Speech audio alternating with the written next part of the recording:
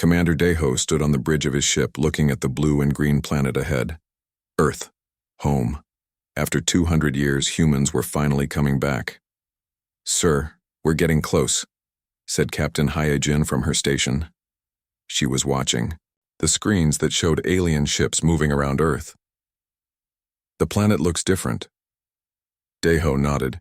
He could see the changes too. Tall crystal towers reached up from the continents like giant needles. The sky had a strange purple glow instead of the blue he remembered from old pictures. The aliens had changed everything. "How many alien ships do you count?"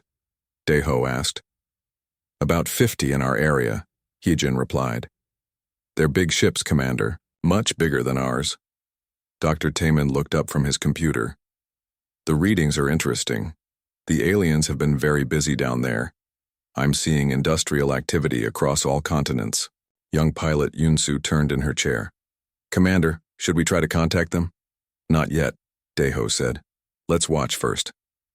The 3 human ships moved closer to Earth. They were small compared to the alien vessels, but they were fast and quiet. The humans had learned to build ships differently during their long exile in space. Suddenly, alarms started beeping on all the alien ships. They had found the humans. 6 alien ships coming our way, Hyejin reported. "They're moving fast." "What are they?" Deho asked. "Valerian destroyers. Same type that beat us 200 years ago." Deho felt his jaw tighten. The Valerians, the alien race that had kicked humans off Earth and scattered them to distant planets. Now the humans were back, but they were very different. "Should we run?" Yunsu asked. "No," Deho said calmly. "Let's see what these Valerians can do now." Like, alien ships came closer. They were huge, dark vessels covered in weapons. Each one was 10 times bigger than the human ships. "They're trying to talk to us," Hyejin said. Strange sounds came from the speakers, clicks and whistles that the aliens used as language. Dr. Taman smiled. "They're telling us to stop and surrender." "What should we tell them?" Hyejin asked. Deho thought for a moment. "Tell them we're coming home." Hyejin spoke into her microphone in the alien language. She had learned it during the long years in space. The alien reply was angry. More ships appeared on the screens. 12 ships now, Yunsu said. "They don't look happy." "The lead ship is powering up weapons," Hyejin warned. "Energy levels are high." Deho remained calm. "Dr. Taman, are you ready?" The doctor nodded and placed his hands on a strange device. "Ready, Commander." The alien ships fired. Bright beams of energy shot toward the human vessels. But something amazing happened. The beams bent around the human ships like water flowing around rocks. Nothing touched them. "Impossible," one of the alien commanders said over the radio. "Fire. Again." More weapons fired. Missiles, energy beams, and strange purple blasts all flew at the human ships. None of them hit. The humans sailed through the attack like ghosts. "Now it's our turn," Deho said quietly. Dr. Taemin closed his eyes and concentrated. On his screen, numbers and symbols appeared. The alien ships suddenly stopped moving. Their lights went out one by one. "What did you do?" Hyejin asked. "I turned off their power," Dr. Taemin said simply. "Their engines, their weapons, their life support, everything." Yunsu stared at the dead alien ships floating in space. "How is that possible?" "We've changed, Yunsu," Deho explained. "All of us have changed during our time away from Earth. Our minds can do things that seem impossible." Engineer Boram's voice came over the ship's radio from the engine room. "Commander, I'm reading panic signals from the planet. The aliens down there are very scared." "Good," Deho said. "They should be." Dr. Taemin looked at his readings. "Commander, there are 12 billion aliens on Earth now. They've built cities everywhere, but I'm also detecting something else." "What?" "Human life signs. There are still humans on Earth." Everyone on the bridge became quiet. They had hoped that some humans might have survived, but they hadn't been sure. "How many?" Hyejin asked. "About 50 million, Dr. Taemin said. They're living underground in the old subway systems and caves." Deho felt anger building in his chest. 50 million humans hiding underground while aliens lived on the surface of their home planet. It was wrong. Very wrong. Commander, Boram called from the engine room. I'm picking up radio signals from the underground humans. They know we're here. Can you understand what they're saying? Yes, sir. They're asking if we're really human. They want to know if we've come to save them. Deho looked around at his crew. These people had trained their whole lives for this moment. They were the children and grandchildren of humans who had been forced to leave Earth. Now they were back, and they were stronger than anyone had imagined possible. Open a channel to Earth, Deho ordered. All frequencies. Hyejin worked at her controls. Channel open, sir. Deho stepped forward and spoke clearly. This is Commander Deho of the Human Return Fleet. To the humans hiding underground, we are your people, coming home. To the aliens who took our planet, your time here is over. We're coming home, and we're not the same humans who left 200 years ago. He nodded to Hyejin, who closed the channel. What now? Yunsu asked. Now we land, Deho said. It's time to take back our planet. The 3 human ships moved toward Earth. Behind them, the disabled alien vessels drifted helplessly in space, their crews trying to understand what had just happened. On the surface of Earth, alien commanders rushed to their communication centers. Emergency signals went out to every corner of the galaxy. The message was simple but terrifying. The humans had returned, and they were more powerful than anyone had dreamed possible. In the underground cities, humans who had lived their entire lives in hiding looked up at their cave ceilings and smiled. After 2 centuries of waiting, their people had finally come home. The war for Earth was about to begin, but this time, the humans would not lose. Dr. Taemin sat in his laboratory on the ship New Sol, looking at blood samples under his microscope. The samples came from the crew members around him. What he saw still amazed him, even after years of study. The changes are remarkable, he said to Captain Hyejin, who was visiting his lab. Every human who was born in space has these new abilities. Hyejin looked at the screen showing her own blood cells. They glowed with a soft blue light. When did this start happening? About 150 years ago, Dr. Taemin explained. The first generation of humans born on the outer planets began showing strange abilities. Their children were even stronger. Engineer Boram walked into the lab, her hands covered in oil from working on the ship's engines. Doctor, the power systems are running at 120% efficiency. That shouldn't be possible. Dr. Taemin smiled. Show Captain Hyejin what you can do, Boram. Boram walked to a broken computer terminal in the corner. She placed her hands on head and closed her eyes. The screen flickered and came to life. Data flowed across it faster than any computer should be able to process. How? Hyejin asked. I can talk to machines, Boram said simply. With my mind. All the engineers born in space can do it. Dr. Taemin pulled up more files on his computer. It started when our people settled on planets with strange radiation. The radiation changed our genes slowly, over many generations. Our minds became stronger. Our bodies became tougher. Medical Officer Su Jin entered the lab carrying her equipment. Doctor, I finished examining Lieutenant Wu Jin after his training session. His physical abilities are off the charts. How strong is he? Hyejin asked. He can lift 2 tons without effort, Sujin said. His reaction time is 10 times faster than old human normal, and he can see in complete darkness. Dr. Taemin nodded. The soldiers are the most changed. They needed to survive on dangerous planets, so their bodies adapted the most. Is this why we could stop the Valerian ship so easily? Hyejin asked. Yes, Dr. Taemin said. Our minds can affect energy and matter in ways the aliens don't understand. To them, it looks like magic. Commander Deho's voice came over the ship's speakers. All senior staff to the bridge. We're about to board a Valerian ship. The group hurried to the bridge. On the main screen, they could see one of the disabled alien vessels floating nearby.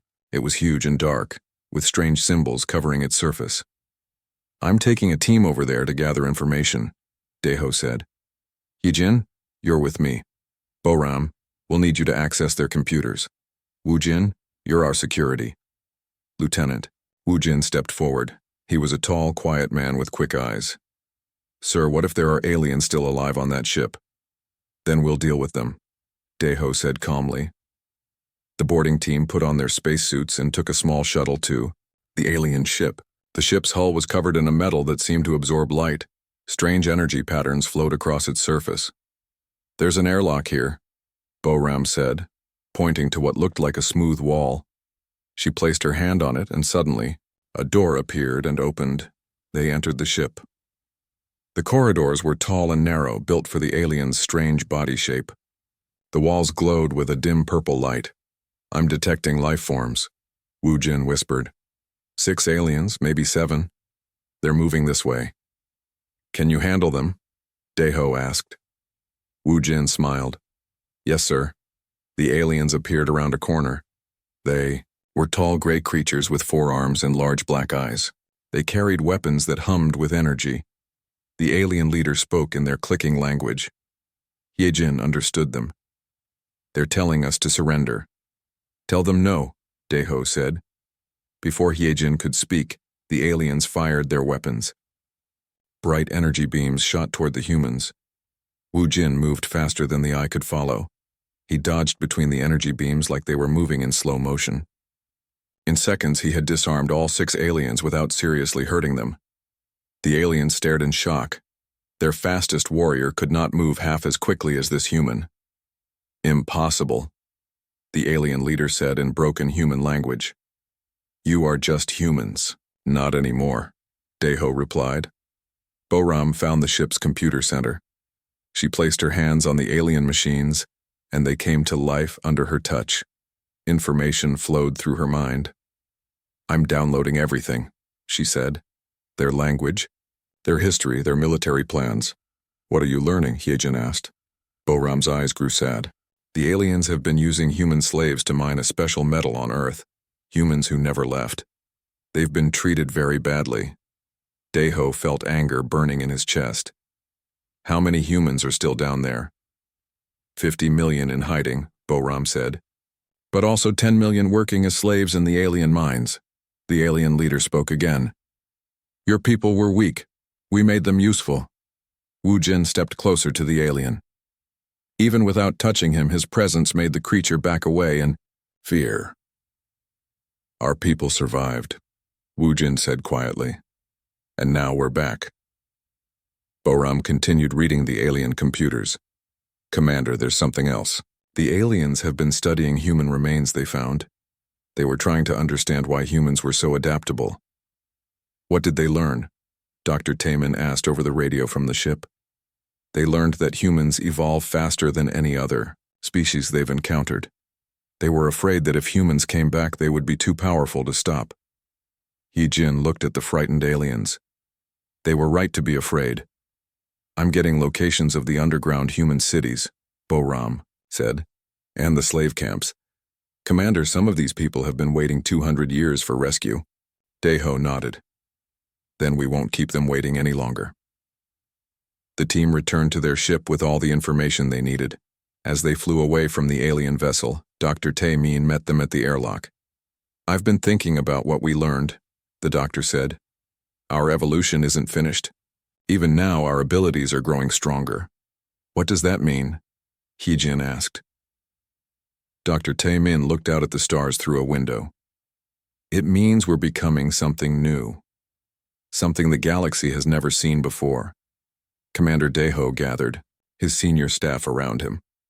Send a message to all human ships in the fleet. Tell them we're going down to Earth. It's time to find our people and bring them home. As the human ships moved toward Earth's surface, the alien commanders on the planet below prepared for war. They had ruled Earth for 200 years, but now they faced an enemy they didn't understand. The humans had evolved. They had become something beyond what the aliens thought possible. The war for Earth was about to begin, and this time, humanity would not be defeated. The human ships landed in a hidden valley in what used to be called Korea. Commander Daeho and his team walked carefully through the thick forest, looking for the entrance to the underground city that Boram had found on the alien computers. There. Captain Hyojin pointed to a large rock formation. Boram's readings show the entrance is behind those rocks. Engineer Boram placed her hand on the stone. After a moment, a section of the rock wall slid aside, revealing a metal door. Old human technology, she said. I can feel it responding. To me. They entered a long tunnel that led deep underground. Emergency lights flickered on as they walked. The tunnel was clean and well-maintained, showing that people still lived here. Someone's coming, Lieutenant Wu Jin said quietly. His enhanced hearing picked up footsteps echoing from ahead. A group of humans appeared in the tunnel. They carried old weapons and wore clothes made from scrap metal. Their leader was a tall man with gray hair and scars on his face. Stop right there, the man said, pointing his weapon at them. Who are you? How did you find us? My name is Commander Deho, Deho said calmly. We're humans from the space colonies. We've come back to Earth. The gray-haired man stared at them. That's impossible. The space humans are gone. They left us here to die. We didn't leave by choice, Hyojin said. The aliens forced us out. Now we've returned to help.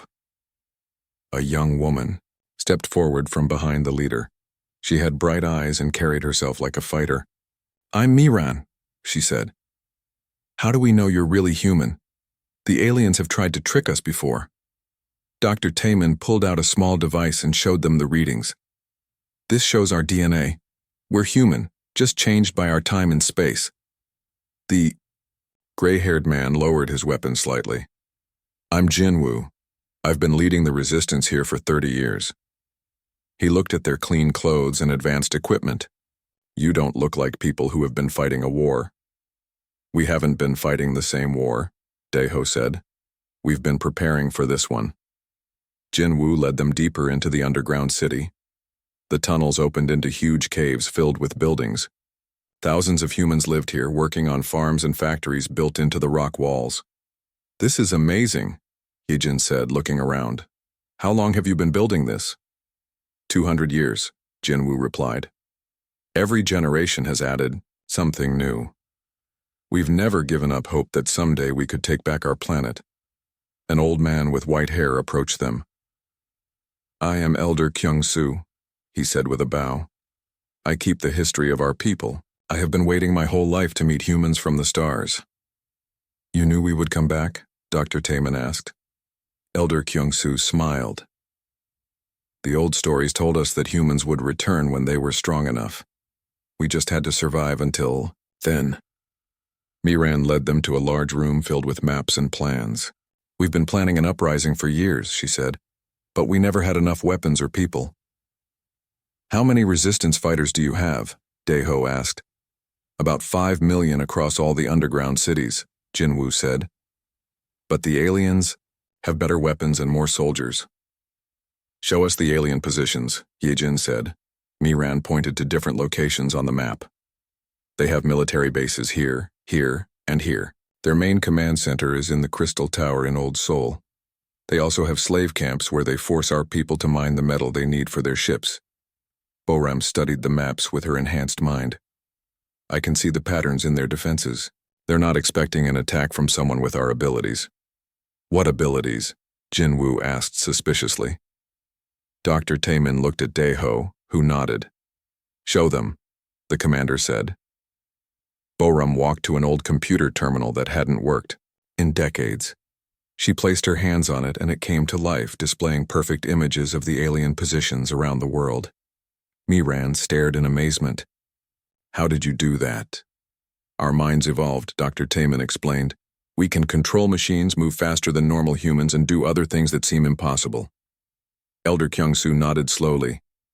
The prophecy spoke of this. Humans would leave Earth weak and return strong. Suddenly, alarms started ringing throughout the underground city. A young man ran into the room. Jinwoo! Alien troops are attacking the north entrance. They found us. Through the computer screens, they could see alien soldiers pouring into the tunnels. There were hundreds of them, all heavily armed. We have to evacuate, Jinwoo said. There are too many. No, Deho said calmly. We fight. You don't understand, Miran said.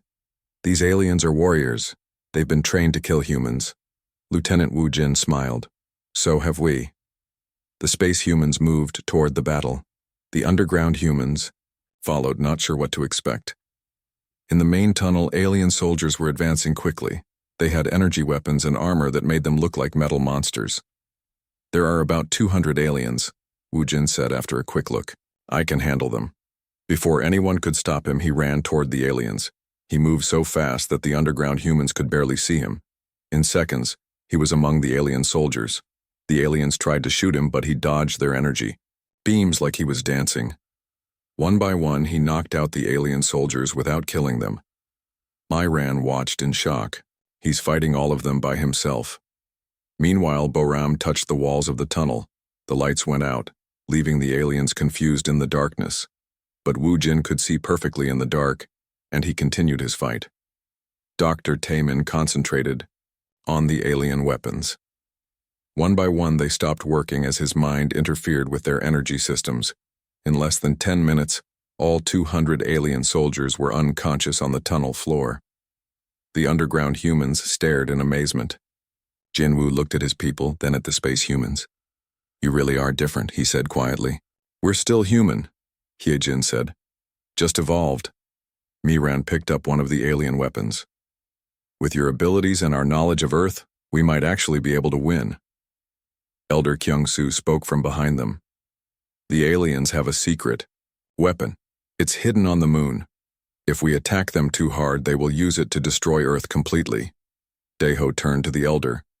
What kind of weapon? A device that can crack planets apart, Kyung-soo said. They built it after they conquered Earth in case other aliens ever tried to take the planet from them. The room became quiet. Even with their new abilities, the humans couldn't survive if the planet was destroyed. Then we'll have to capture that weapon, Daeho said. Before we can free Earth, we need to make sure the aliens can't destroy it. Jinwoo stepped forward. The Resistance has been waiting 200 years for this chance. We're with you. Miran nodded. Whatever it takes, we'll help you take back our home. The humans began planning their next move. They had found each other again after 2 centuries apart. Now they had to work together to save their planet from complete destruction. The battle for Earth was about to become a race to the moon. Admiral Changmin stood on the bridge of his battleship, watching the moon through the main screen. Somewhere on that gray, lifeless rock was a weapon that could destroy Earth. His job was to make sure the aliens never got the chance to use it. How? Many enemy ships? He asked his tactical officer. 50 Valerian warships defending the moon base, Captain Hyejin reported from her station. All of them bigger than our ships. And how many ships do we have? 12, she said simply. Technician. Ha-young looked up from her computer. Admiral, I'm reading strange energy patterns from the moon's surface. The weapon is definitely there. Changmin nodded. He had expected this to be difficult. The aliens wouldn't leave their most powerful weapon undefended. But humans had advantages that the aliens didn't understand yet. Send a message to all ships, Changmin ordered. Begin the attack. The human fleet moved toward the moon. The Valerian ships immediately responded, flying out to meet them. Energy weapons lit up the space between Earth and the moon as the battle began. Enemy missiles incoming, Hyejin announced. 200 missiles, all targeting our lead ships. Defensive positions, Changmin said calmly. The human ships moved in strange patterns that confused the Valerian commanders. Instead of flying away from the missiles, the human ships seemed to dance between them. The missiles couldn't lock onto targets that moved in ways that defied physics. Dr. Taemin, who was on the flagship, placed his hands on his control station. Disrupting their guidance systems now, the Valerian missiles suddenly turned and began attacking each other. Explosions filled the space around the moon as the alien weapons destroyed themselves. Impossible, the lead Valerian commander said over the radio. How are they doing this? Admiral Changmin smiled. Ha-young, can you tap into their communications? The young technician concentrated on her equipment. Her enhanced mind reached out and touched the alien computer systems. I'm in their network, Admiral. They're very confused. On the moon's surface, the massive alien base was built into a crater near the South Pole. The weapon itself was hidden deep underground, powered by something the aliens called human essence. What does that mean? Changmin asked when Ha Young reported this information. I think it means they're using human prisoners to power the weapon, she said with horror. Living humans. Changmin felt anger burning in his chest. Not only had the aliens enslaved humans on Earth, but they had been using human prisoners as power sources for their terrible weapon. Change of plans, he announced to the fleet. This is now a rescue mission. The space battle continued around them. Valerian ships fired massive energy beams at the human vessels, but the beams passed through the ships like they were made of light. How are we doing that? A young pilot asked over the radio. Our evolved minds can affect matter and energy, Dr. Taemin explained. We're not completely solid anymore. Part of us exists in a different dimension. 3 human ships broke away from the main battle and headed for the moon's surface. They landed near the alien base, and assault teams prepared to enter the facility. Lieutenant Wu Jin led the ground team. Sensors show about 50 aliens guarding the base and maybe 200 human prisoners inside. Can you handle 50 aliens? Changmin asked. Yes, sir, Wu Jin replied confidently. The human team approached the base. It looked like a metal mountain rising from the moon's gray surface.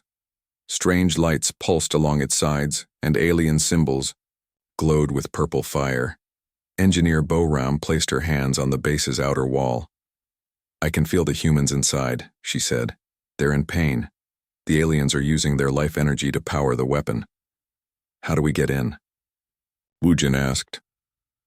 Bo-Ram closed her eyes and reached out with her mind. The base's defenses were strong, but they were designed to keep out normal attackers. They couldn't stop someone who could speak directly to machines. A section of the wall simply disappeared, creating an entrance. Stay close, Wu Jin warned the team. The aliens will know we're here now. They entered the base and found themselves in corridors filled with strange machinery. The air hummed with energy, and they could feel the vibrations of the weapon somewhere. Deep below, alien guards appeared firing energy weapons.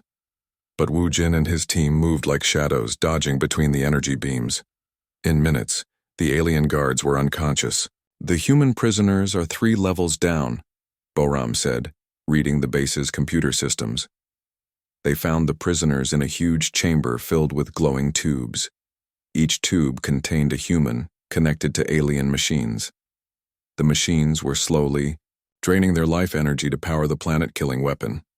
Get them out, Wu Jin ordered. Bo-Ram worked quickly, using her abilities to shut down the alien machines. One by one, the human prisoners were freed from their tubes. Most of them were too weak to walk, but they were alive. They had been powering the alien weapon for decades. The weapon, one of the freed prisoners whispered. You have to stop the weapon. Ha Young was studying the alien computers. I found it, she said. The weapon is in the center of the base, but there's a problem. What problem? The Valerian commander is already starting the firing sequence. He's going to destroy Earth rather than let us take it back. Above them, the space battle was reaching its climax. The human ships had destroyed most of the Valerian fleet, but the surviving aliens were desperate. Commander Veltar, the Valerian leader, spoke over all radio frequencies. If we cannot have this planet, no one can. The weapon will fire in 10 minutes. Changmin ordered his ships to attack the base directly, but the weapon was too deep underground. They couldn't reach it from space. Wu Jin, Changmin called over the radio. Can you reach the weapon chamber? We're trying, Wu Jin replied. But there are too many defenses. Ha Young had an idea. Admiral, what if we don't destroy the weapon?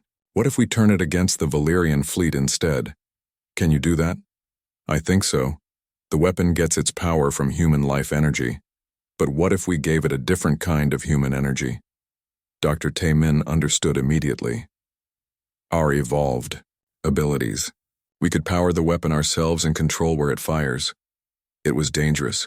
Using their mental abilities to power an alien superweapon might kill them all. But it was the only way to save Earth.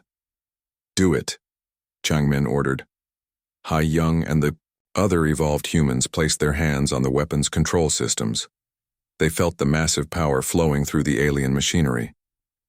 For a moment, they thought it might destroy their minds. But then they found their balance. The weapon responded to their mental commands. Instead of firing at Earth, the planet-killing weapon turned toward the remaining Valerian ships. A beam of pure energy shot out from the moon and struck the alien fleet. The Valerian ships simply vanished. They didn't explode, they were unmade, turned back into basic particles and scattered to the solar wind. Commander Veltar's last transmission was a single word: impossible. The weapon powered down, no longer a threat to Earth. The rescued human prisoners were taken to medical facilities on the human ships. The alien base was captured. "This is Admiral Chang Min to all human forces," the Admiral announced. "The moon weapon is secure. Earth is safe." But even as they celebrated their victory, everyone knew this was just the beginning. The Valerian Empire was much larger than just the forces around Earth. When news of this defeat reached the alien homeworld, they would send everything they had.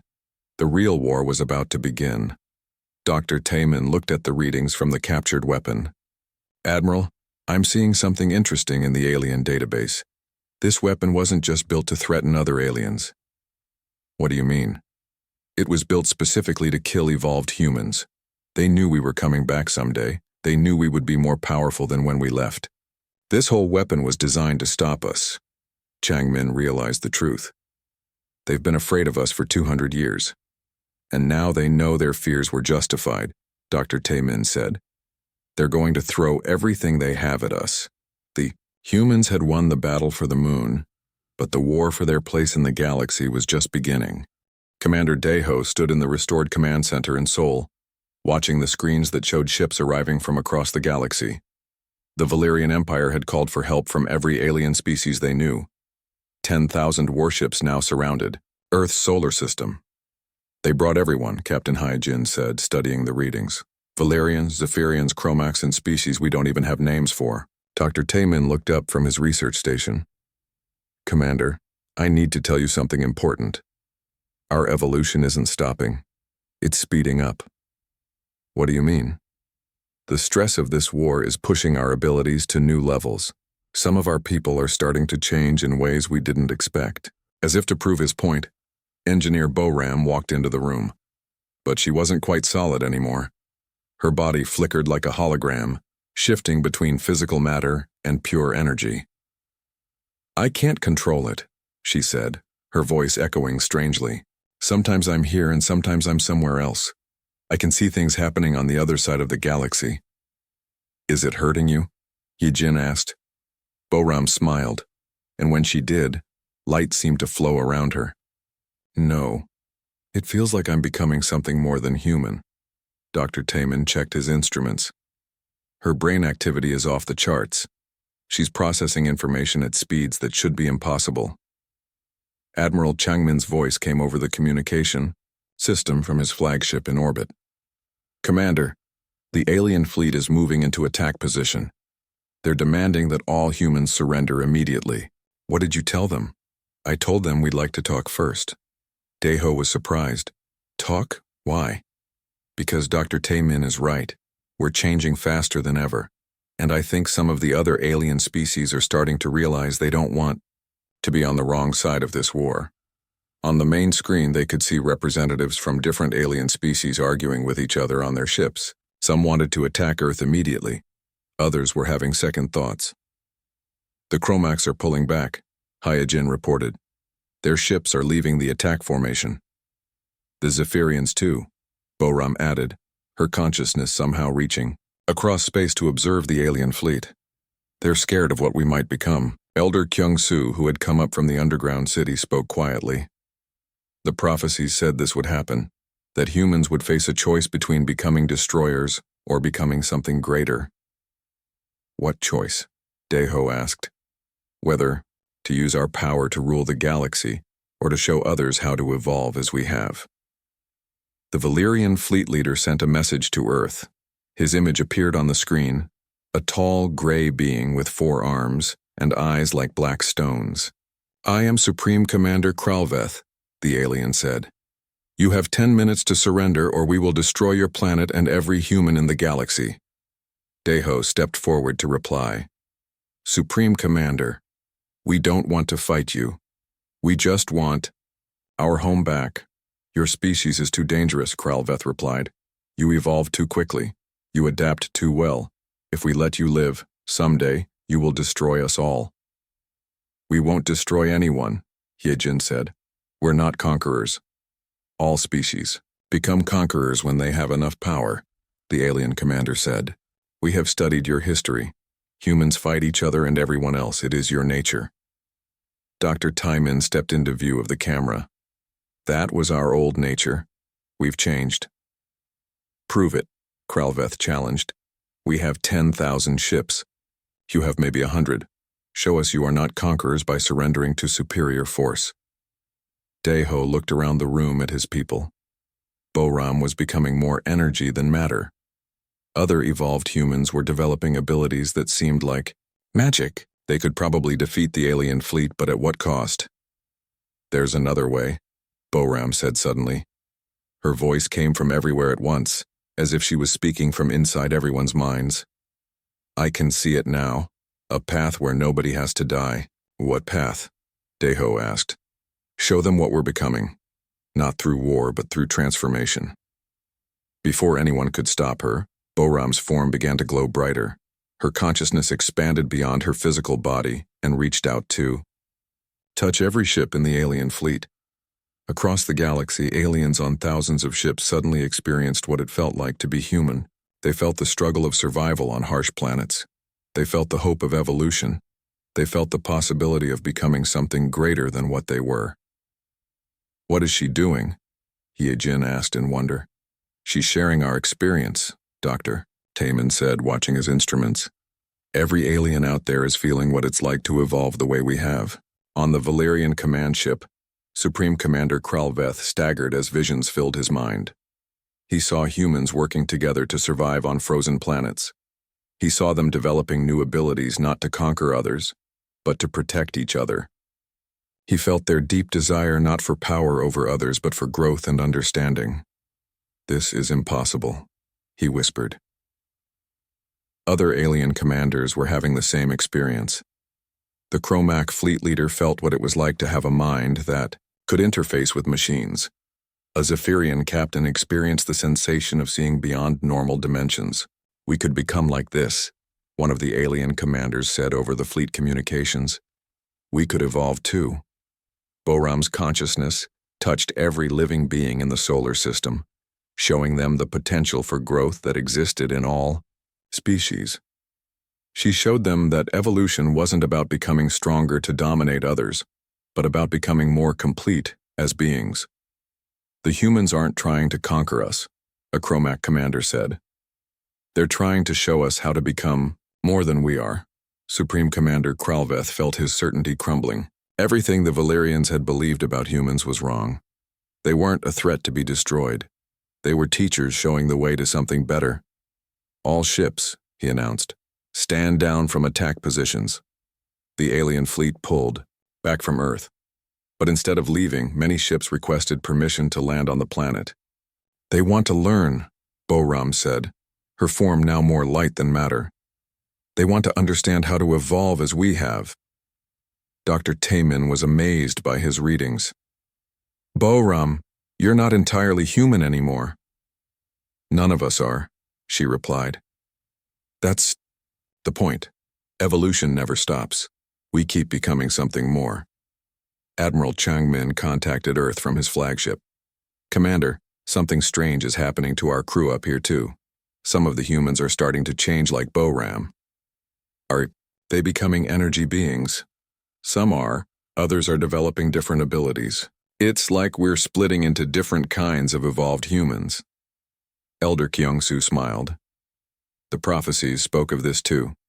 Humans would become many different kinds of beings, each following their own path of evolution. Over the following days, alien delegations landed on Earth.